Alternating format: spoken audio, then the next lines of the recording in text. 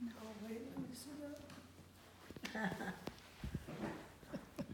I don't know this person anyway, so I don't care. Right, the heck with it. Take a minute to think about your life and what you have. Some of y'all may have thought about materialistic things such as a phone, Wi-Fi, a car, internet, simply cable TV. But that's the privilege we have of living in the United States. We don't have to worry about war, high levels of poverty, but some countries do, such as El Salvador, Ecuador, Afghanistan, and Iraq. People flee these countries just to seek safety. These people are known as refugees. According to the United Nations High Commission of Refugees, they define a refugee as a person outside of the country of his or her nationality who has fled war, violence, conflict, persecution, and have crossed international borders to find safety in another country. The United States is currently only accepting 30,000 refugees for the 2019 year.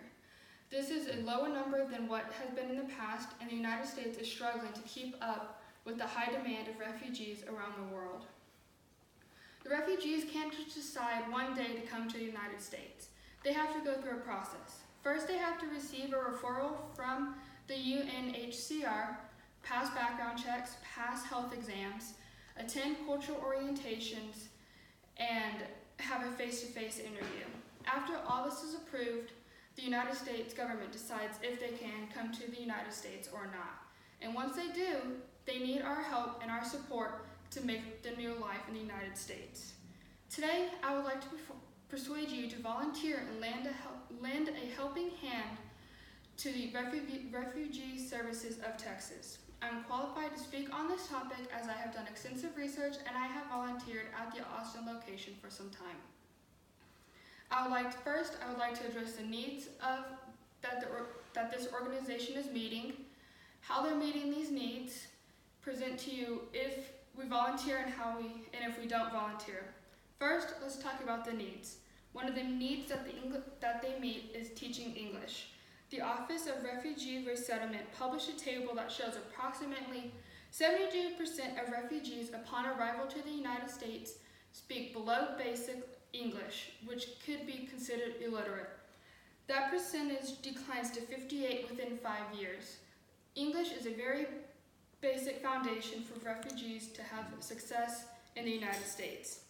According to the article, Learning English as a Key Component, the author expressed, English classes are vital and they boost refugees' capacity to integrate to their communities, pursue a better job or their previous occupation, and also provide them with better access to community resources. They need to know English to get a job, to make friends, and to make a life in their new community.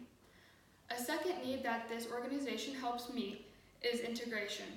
In the Anne Fadiman true story of refugees in California, a woman named Foa described what it was like to leaving everything behind she had in Laos. She quoted, "I miss having everything that really belongs to me."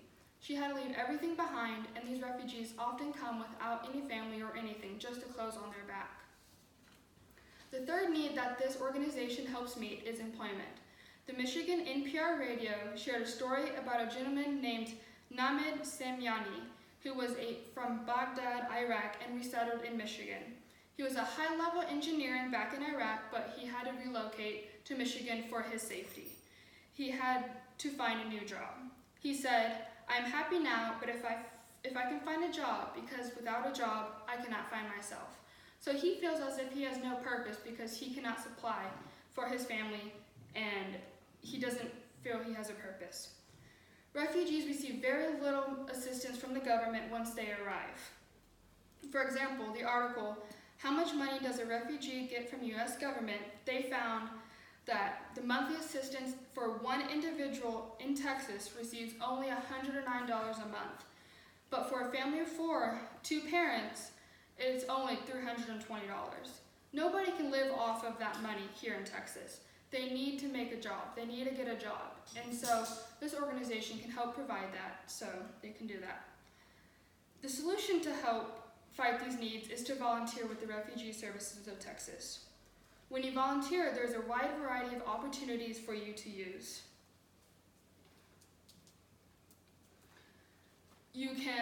One of the main components is to learn English, and so you can be partnered with a refugee to help for them to learn English. Another big opportunity is to help them learn about their culture that they are moving into. Some other opportunities include legal services in their own language so they can understand what is going on better, case management, childcare, and transportation. If you would like to volunteer, you can go to rstx.org and fill out the simple application, and on that application you sign up for an orientation, and at that orientation you find out more about the opportunities. And at the end or later on when you decide to volunteer, you can register for a time and the opportunity you would like to help on. If we aren't helping our refugees in our community, it is very possible they can become homeless because they don't have the money to get a job, to get a house, and so they end up living on the streets. They feel as they don't have a purpose and that they aren't a member of the new society that they are.